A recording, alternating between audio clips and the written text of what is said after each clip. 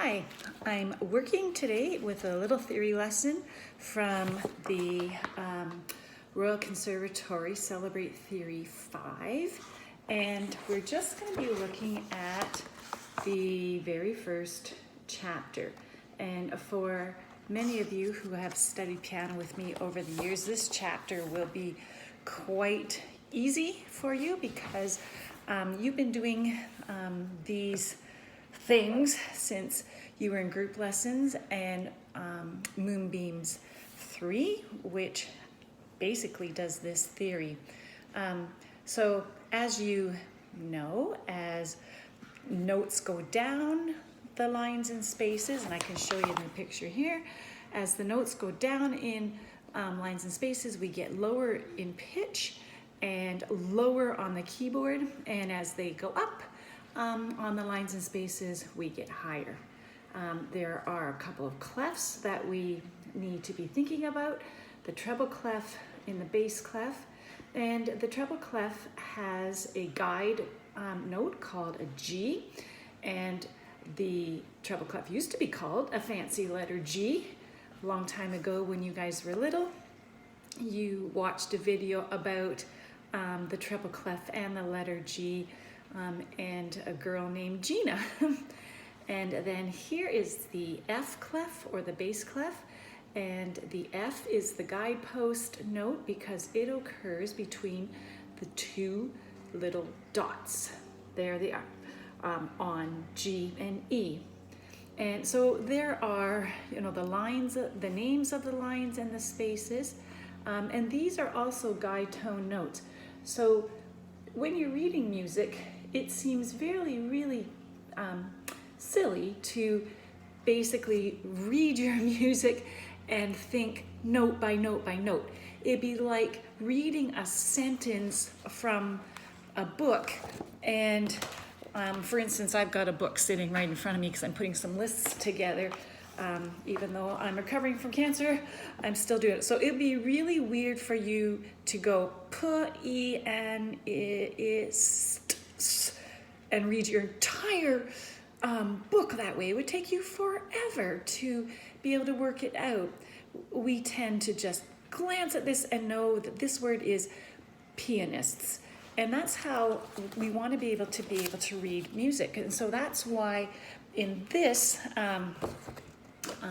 book, we are learning about guide tones. And you will notice I've got the right page, sorry. This is another really nice graphic to be able to notice how, when we're in the treble clef, the spaces that spell face are also down in the bass clef, starting on that guide tone F, and instead of being in spaces, they're on lines. But below that even, they're in spaces. So F-A-C-E spaces, F-A-C-E lines, F-A-C-E spaces, and then we would get to the really top again, and it would be F-A-C-E lines. And that's just a super fast way. I like looking at spaces personally rather than lines when I'm reading because, I don't know, for some reason that's just the way my brain works. So you've got a few exercises in this book about just naming notes, and I would time myself.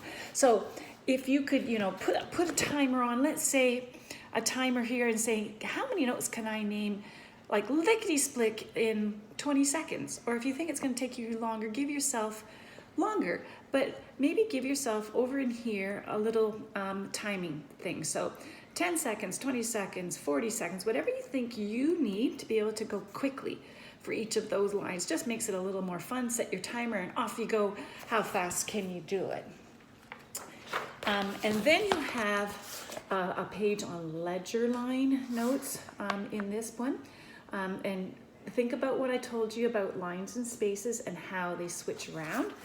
And that'll helpful for you. You can time yourself on here as well. But you'll probably need more time at first because ledger lines are a little bit more difficult to work out when you're not used to seeing much of this when you're playing pieces.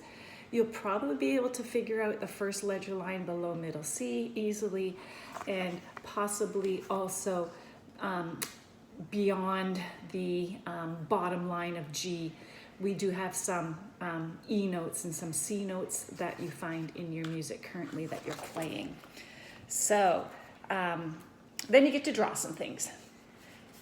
We've also talked about the semitone motions and whole tone motions in music for quite a long time.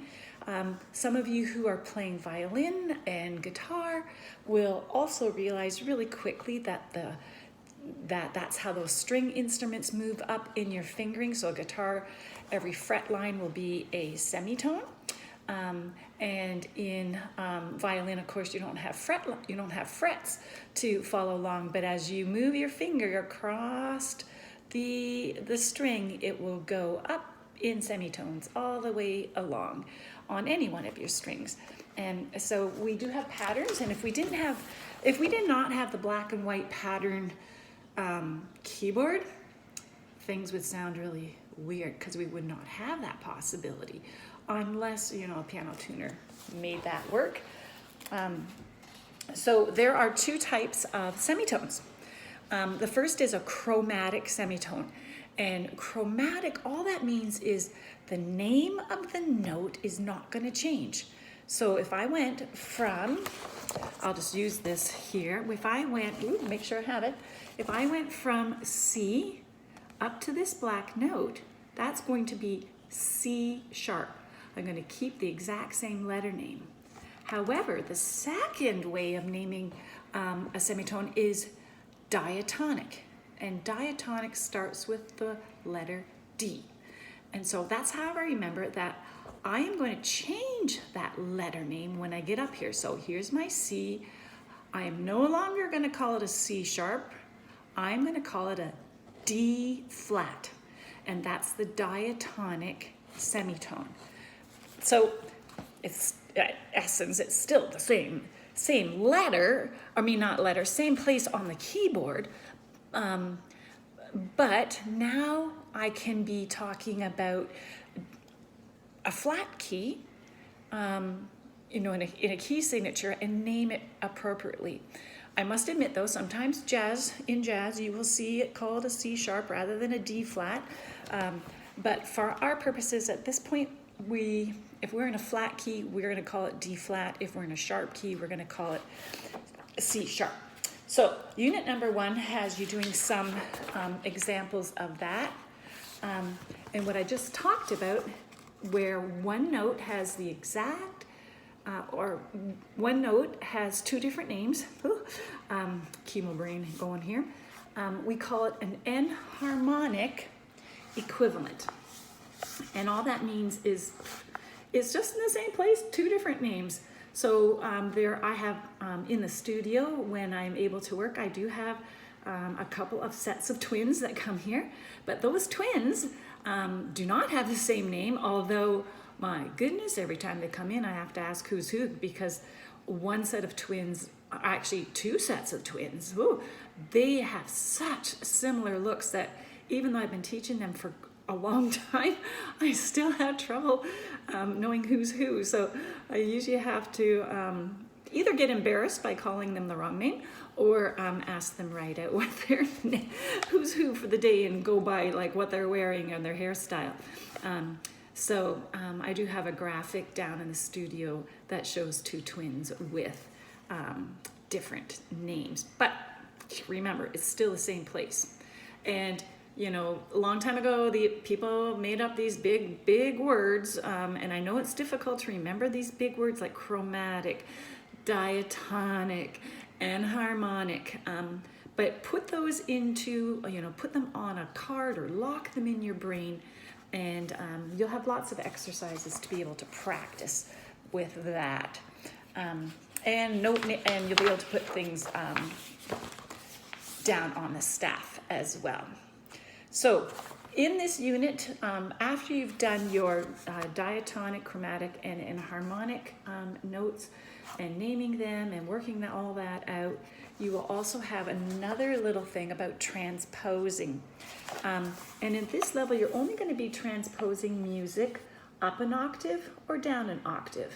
So you will get a little piece of music. It'll show you what that music looks like up an octave. It'll show you that music down an octave, and then the tricky part, writing the exact same thing as what you were given here, down an octave, but don't change the pitch. Meaning, if you played this and you played this, you'd be in the exact same place on the keyboard. So that might take a little bit of thinking, extra thinking, and I encourage you to get on your keyboard and actually play it as well. And then you won't get mixed up. You'll know you have the right ones. But you will have to use, like when you're transposing it down, you're gonna have to use those ledger lines. And so remember what we talked about of how notes are named, you know, spaces, lines, spaces, lines, spaces, lines, all the way up. And that should be really helpful rather than trying to use your guideposts. Make sure you use the guideposts, and I would prefer you to do that rather than naming each note one at a time. Finally, I think it's finally, yes, finally in this unit, you will also get a reminder about stem direction.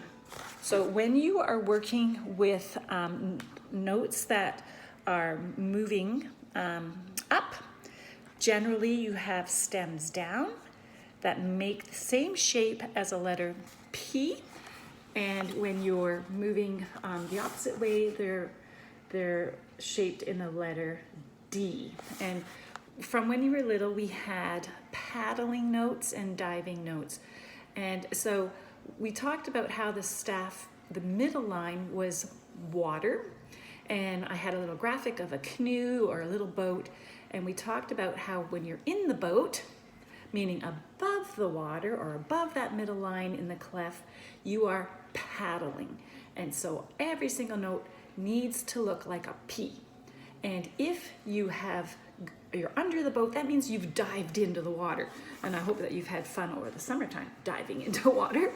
Or if you're taking swimming lessons now, COVID times, I'm not sure if the pools are open, but you can imagine it, that you would have dived under, and so all of your notes need to look like a D. I have a card game that many of you have played, if not last year, the year before, and it was called Quirky Bird. And so you would have had a flash of a card that had an incorrect stem direction, and you would have to slap it, and you would say, oh, that's a Quirky Bird one. And then I did have Puppy Dog. And if you saw one that was correctly done, then you could slap that card and say, oh, Puppy Dog, that's correct. So, bring that to mind. I will probably make sure I'll try to make sure that game's on my website so that you could pull it up and make your own cards at home if you feel like you need extra practice with that. It is kind of a fun game that you can play on your own, or play with a brother or sister or one of your parents as well. It's always fun playing it with the parents, because then the parents, you get to be the teacher. Ooh, so fun. And have a quick fun time with them. So when you're transposing on that next page, you will have to remember the quirky bird versus the puppy dog or diving and paddling way of putting stems. I highly recommend when you get into working with this book that you have a good pencil, a mechanical pencil if possible, because these lines and things, they're really skinny, and you want to have a super sharp pencil to be able to work with. And what else? You need an eraser, preferably those white erasers, the kind that I have in the studio that have, I got from Staples. They're kind of rectangular. You can also use the eraser that comes with your mechanical pencil, but they wear out really fast. If you don't have access to those things, I have loads of them here at the studio, and all you have to do is just get mom and dad to text me or send me a quick little email, and I'll make sure that I leave those supplies for you in my mailbox. I also have rulers. You have to have a nice little ruler, and that should be in a Ziploc bag in your music bag, so that every time you're working on your theory lessons, you have access to everything you need, and that you don't have to be running around the house going, where's a good pencil, where's a good eraser, where did my ruler go? Most of you have those things in your bag, but if you need to be replenished, just let me know. I'll make sure. Let me just turn my page here for the unit 1. I'm gonna look at my fingers here. So once you're finished all of that, then this is my favorite thing. You get to look at a piece of music and become an analyst or a detective. And so in the music, there's going to be letters and things that are referred to in the questioning below. And these are things that you and I always would do anyway when we first start a piece of music.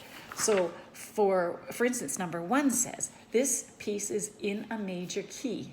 Name the key of this piece. So there is, you're gonna have to know some things. There's 1 sharp in that key. So you have to decide, is this a major key or is it a minor key?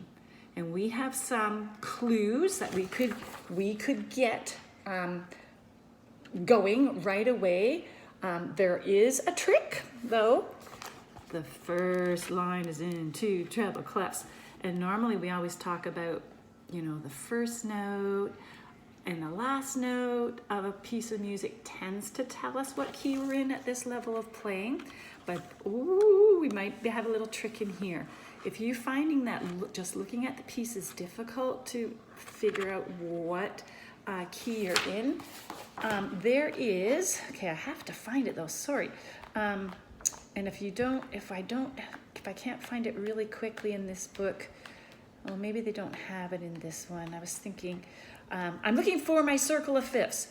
So if you need to have a circle of fifths, I will make sure that I post that in the video as well. Yeah, I'm not seeing the circle of fifths in this one. So if you no longer have your circle of fifths to refer to, I will make sure that I post that on the website, and also I'll try to link it into the video once I post this one as well. So that's chapter 1 of grade 5 theory for Royal, but if you're using Conservatory Canada book 1 instead, the chapter is going to be basically the same. So have fun with that. Once you're finished your chapter, please scan or take photos of your pages, or you could always photocopy those answers and leave them in my mailbox, or just leave your book in my mailbox. I will mark it and return it to you with comments. Alrighty, see you.